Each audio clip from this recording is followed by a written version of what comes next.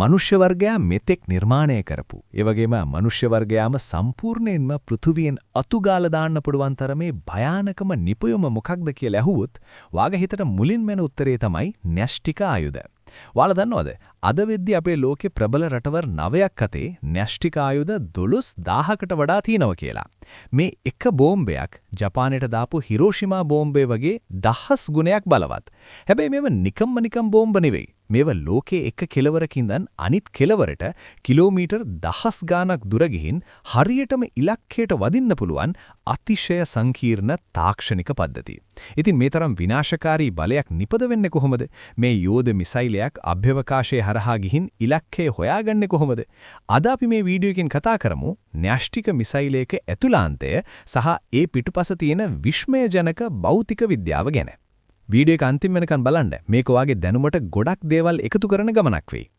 න්‍යෂ්ටික අවියක් ගැන කතා කරද්දී අපි ප්‍රධාන කොටස් දෙකක් තේරුම් ගන්න ඕනේ. පළවෙනි එක තමයි බෝම්බේ අරගෙන යන වාහනය. එහෙමත් නැත්නම් මිසයිලය, ඩිලිවරි සිස්ටම්. දෙවෙනි එක තමයි පුපුරන කොටස. ඒ කියන්නේ යුද හිස, වෝහෙඩ්. මුලින්ම බලමු මිසයිලය ගැන.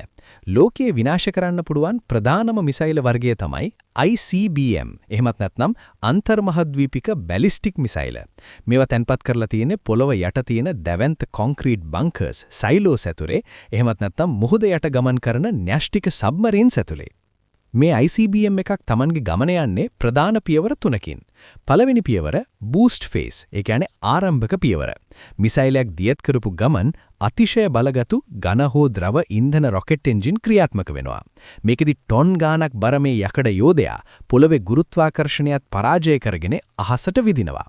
විනාඩි 3ක් හෝ 5ක් වගේ ඇතුළත මේ මිසයිලය පෘථිවි වායුගෝලය පහු කරලා අභ්‍යවකාශයටම යනවා. ඉන්ධන ඉවර වුණු රොකට් කොටස් ගැලවිලා කඩාගෙන වැටෙනවා.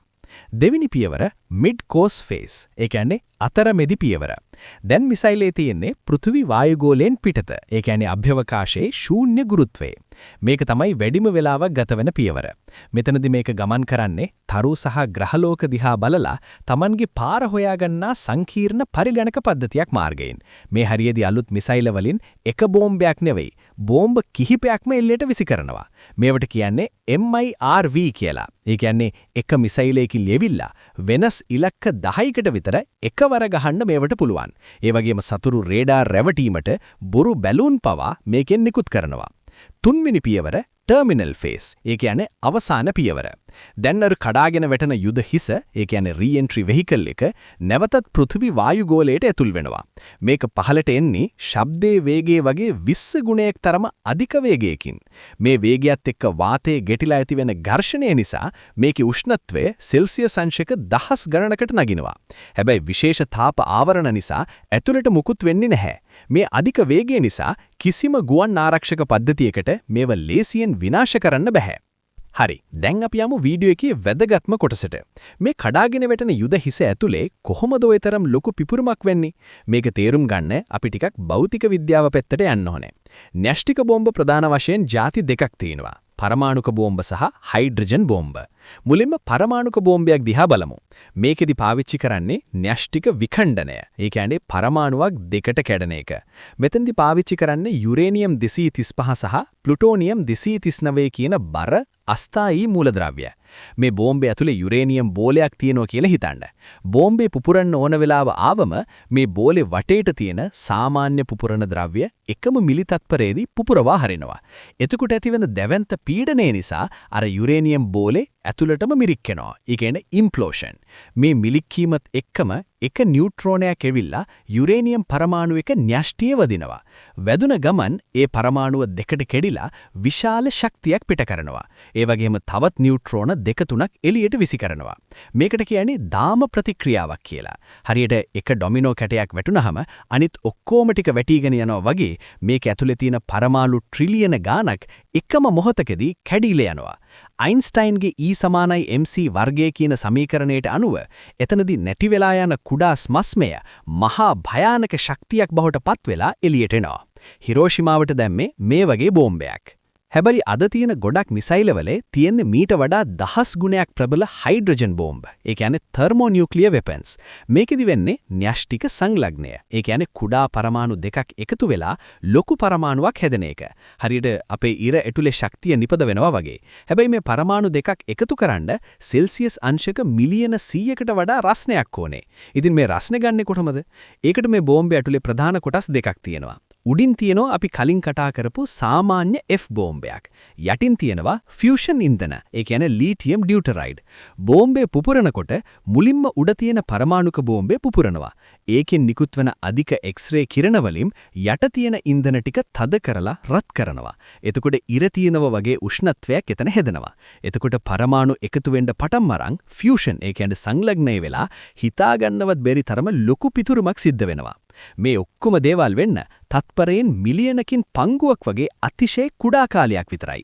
ඔයාලට දැන් හිතෙන්න පුළුවන් මේක මෙච්චර දන්නවනම් අයි හැම රටක්ම මේව හදන්නේ නැත්තේ කියලා හිතන්න පුළුවන්. උත්තරේ තමයි මේව හදන්න එක අතිශයින්ම අමාරු අධික වියදමක් යන සහ තාක්ෂණික වශයෙන් ලෝකේ තියෙන අමාරුම වැඩක් වීම. මේව හදන්න අවශ්‍ය ප්‍රධාන අමුද්‍රව්‍ය, ඒ කියන්නේ යුරේනියම්, පොළවෙන් ගනින්දී ඒකේ තියෙන්නේ 999.3ක්ම කිසිම වැඩකට නැති යුරේනියම් 238යි. බෝම්බ හදන්න පුළුවන් යුරේනියම් 235 තියෙන්නේ 0.7යි. බෝම්බයක් හදන්න නම් මේ 235 ප්‍රතිශතය 90 දක්වා වැඩි කරන්න ඕනේ. මේ ක්‍රියාවලියට කියන්නේ එන්රිච්මන්ට් කියලා. මේකට යුරේනියම් වාතයක් බවට පත් කරලා තත්පරයට වට දහස් ගාණක් කැරකෙන දෙවන්ත සෙන්ට්‍රිෆියුජ්, ඒ කියන්නේ කේන්ද්‍රාපසාරී යන්ත්‍ර දහස් ගාණක් ඇතුලේ මාස ගණනක් එක දිගට කැරකෙව්වම තමයි අර බර අඩු යුරේනියම් 235 ටික වෙන් කරගන්න පුරුවන්. මේකට ලොකු විදුලි බලයක් වගේම අතිශය දියුණු තාක්ෂණයක් ඕනේ. ඒ වගේම මේවයි තියෙන ඉලෙක්ට්‍රොනික කොටස්, ඩිටනේටර්ස් මිලි තත්පරයකට වඩා අඩු කාලයකදී හරියටම ක්‍රියාත්මක වෙන්න ඕනේ. පොඩි හෝ වැරදීමක් වුණොත් බෝම්බේ පුපුරන්නේ නැහැ. මේවා නිපදවන එක ලෝකයේ ජාත්‍යන්තර පරමාණුක බලශක්ති ඒජන්සිය වගේ ආයතන වලින් නිරන්තරයෙන්ම අධ්‍යක්ෂණය කරනවා. ඒ නිසා රහසින් මේවා හදන්න එක ලේසි නැහැ. හිතන්න මොනවා හරි වෙලා මේ වගේ මිසයිලයක් ලෝකයේ ලොකු නගරයකට කඩාගෙන වැටුණා කියලා. එතකොට ඇත්තටම මොකද වෙන්නේ? පිපුරුමත් එක්ක ප්‍රධාන දේවල් පහක් පිරිවලට සිද්ධ වෙනවා. ෆ්ලෑෂ් ඔෆ් ලයිට්, ඒ කියන්නේ අධික ආලෝකයක්. මුලින්ම හිරේවලිය වගේ දහස් ගුණයක් දීප්තිමත් ආලෝකයක් නිකුත් වෙනවා. කිලෝමීටර් 80ක් ඈතින් ඉන්න කෙනෙක් මේක දිහා කෙලින්ම බැලුවොත් එයාගේ ඇස් සම්පූර්ණයෙන්ම අන්ධ වෙනවා.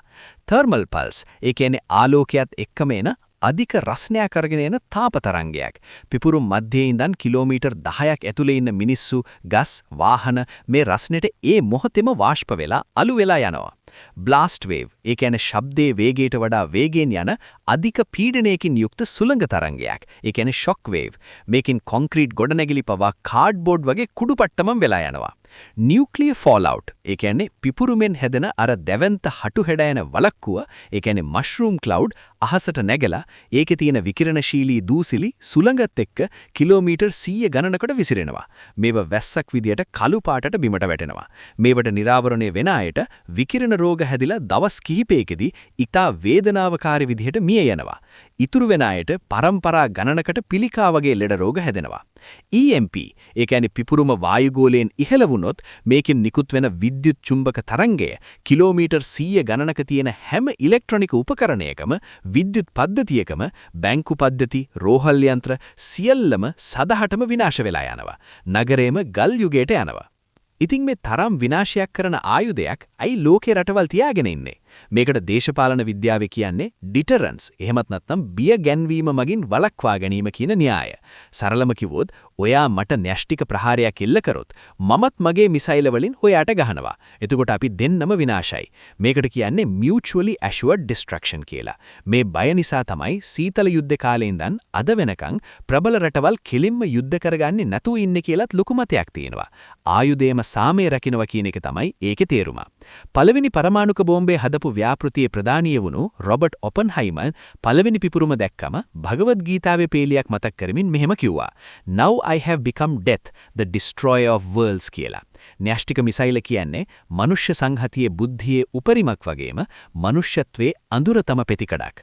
අපි ප්‍රාර්ථනා කරමු අනාගතයේ කවදාවත් කිසිම රටකට මේවා පාවිච්චි කරන්න අවශ්‍යතාවයක් ඇති වෙන්න එපා කියලා.